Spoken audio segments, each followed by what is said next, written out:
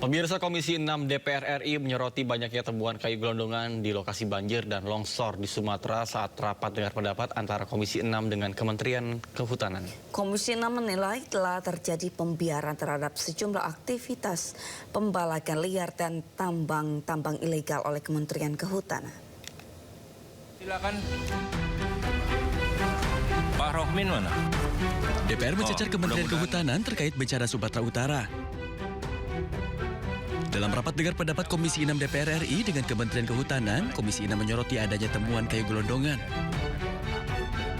Komisi 6 pun menilai telah terjadi pembiaran terhadap pembalakan liar dan pertambangan ilegal di Sumatera. Ada gelondongan kayu di Sanyang Baka, Kabupaten Solok. Itu kita pastikan dari Taman Nasional Kerinci Seblat, Pak. Kayunya. Coba Pak bayangkan. Gimana nggak terjadi seperti ini? Kalau memang pembiaran itu sudah terjadi sedemikian lama, Pak. Bapak tadi nunjukin ada 3 kasus. Ada 3 foto yang saya lihat. Ya, toh, yang sudah terungkap. Apa? Ayo, upaya pemulihannya. Saya pastikan sampai sekarang juga belum. Ini kan yang disampaikan ini baru cuman soal pembabatan hutan, pembalakan liar. Secuil, Pak. Bapak tidak paparkan, ya toh, data tambang ilegal yang menghancurkan hutan sedemikian parahnya. Ayo dong, buka. Itu kan di sepanjang aliran sungai itu semuanya juga tambang ilegal. Nggak bakal punya izin kok. Dan itu kawasan hutan. Kemana aja kita selama ini, Pak? Dalam rapat dengar pendapat, desakan agar Menteri Kehutanan mundur pun tercetus jika Menteri Kehutanan tak bisa tangani bencana yang terjadi di Sumatera. Apa-apaan ini? Sehingga apa yang Pak Menteri sampaikan di sini dan paparkan tidak sejalan. Sehingga inilah tanggung jawab Pak Menteri. Pak Menteri tidak boleh lempar ke yang terdahulu. Kalau Pak Menteri punya hati nurani, apa yang disampaikan Pak Wakil Ketua Pak Marjohan, yang tadi Pak Menteri katakan melalui ayat hadis, akhirnya terjadi. Sehingga mohon izin teman-teman Komisi 4, saya keras, karena saya paling hatinya kasih. Luar biasa. Sehingga saya saran Pak Menteri, kalau Pak Menteri nggak mampu mundur aja Pak Menteri. Pak Menteri nggak paham tentang kehutanan. Sebelumnya, Kementerian Kehutanan RI telah membentuk Satgas bersama dengan Polri guna menginvestigasi temuan kayu gelondongan yang terbawa banjir di Sumatera. Mereka harus hadir datang Dari Jakarta, Tim Liputan, iNews melaporkan.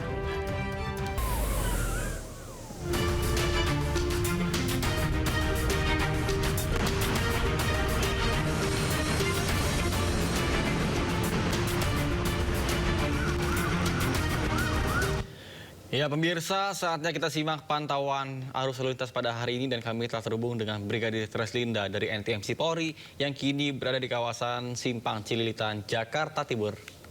Ya, bagaimana pantauan arus lalu lintas dari tempat Anda melaporkan? Silakan.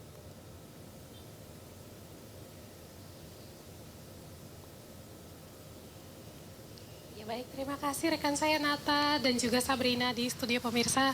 Kami akan mengajak Anda melihat secara real time kondisi arus lalu lintas terkini dari kawasan PGC dibantu juru kamera Agus Salim. Seperti yang terlihat pada layar kaca hingga saat ini arus lalu lintas di kawasan ini dalam keadaan ramai dan lancar. Perlambatan kecepatan kendaraan di kawasan ini terjadi hanya pada antrian traffic light. Seperti yang terlihat, antrian di traffic light ini dari arah Dewi Sartika yang akan berbelok arah ke arah Cililitan maupun ke arah Keramat Jati. Tentunya kami harapkan Anda untuk selalu berhati-hati, tetap mengikuti rambu serta marka jalan yang ada. Kemudian saat ini juga kendaraan baru saja lepas dari antrian traffic light untuk kendaraan dari arah Cawang yang akan mengarah ke arah Keramat Jati. Dominasi kendaraan roda 2 dan juga kendaraan roda 4. Kemudian yang perlu diantisipasi juga bus Transjakarta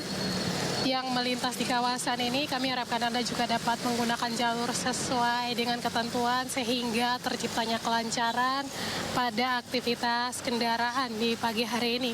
Kemudian untuk kendaraan dari Halim yang akan mengarah ke Dewi Sartika, saat ini dalam keadaan ramai cenderung tersendat di antrian traffic light. Kemudian untuk kendaraan dari arah Keramat Jati yang akan mengarah ke Cawang juga mengalami perlambatan kecepatan kendaraan di antrian traffic light.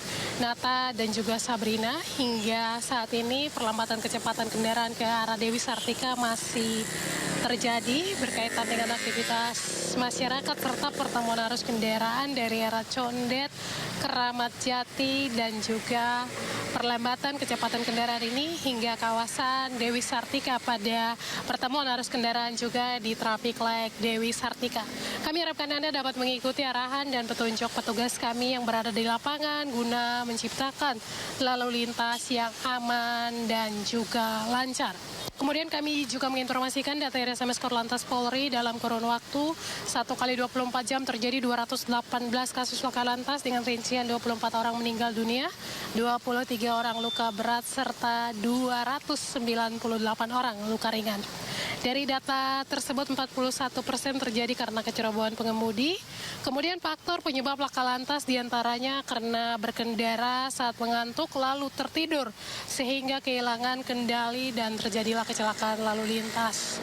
Sebanyak 27% laka didominasi pada pukul 6 hingga pukul 9. Untuk itu kami harapkan bagi para pengguna jalan yang akan beraktivitas pada waktu-waktu ini untuk tetap memperhatikan keselamatan di jalan. Tentunya juga kami harapkan Anda apabila lelah beristirahatlah sejenak.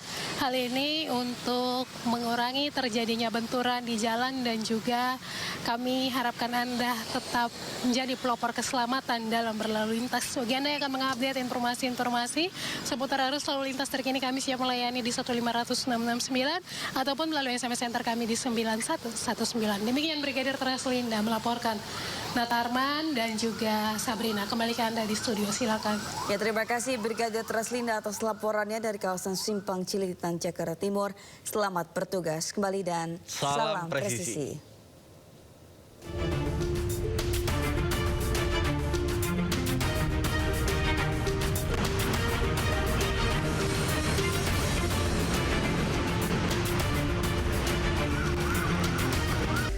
Terima kasih Anda masih bersama kami di Sindo Today bersama saya Natarman dan Sabrina Hasila.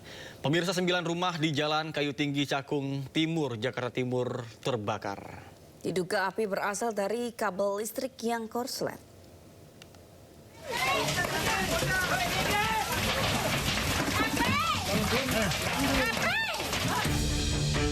Kobaran api dengan cepat menghanguskan bangunan rumah kontrakan di Jalan Kayu Tinggi Cakung Timur, Cakung, Jakarta Timur. Warga panik berusaha memadamkan api dengan alat seadanya.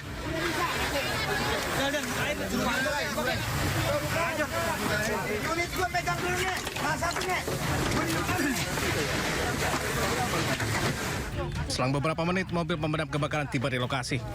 Puluhan petugas pemadam kebakaran langsung berusaha melokalisir kobaran api agar tak menyambar ke bangunan rumah lainnya. Api padam 1 jam kemudian setelah 12 unit mobil pemadam kebakaran dari Sudin Kebakaran Jakarta Timur tiba di lokasi. Diduga api berasal dari korsleting listrik di salah satu rumah.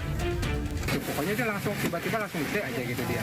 Pertama itu dari belakang sebenarnya, kalau nggak salah sih dia langsung ke pagar ya, karena kan semuanya ini dari kayu semuanya, jadi cepet dia.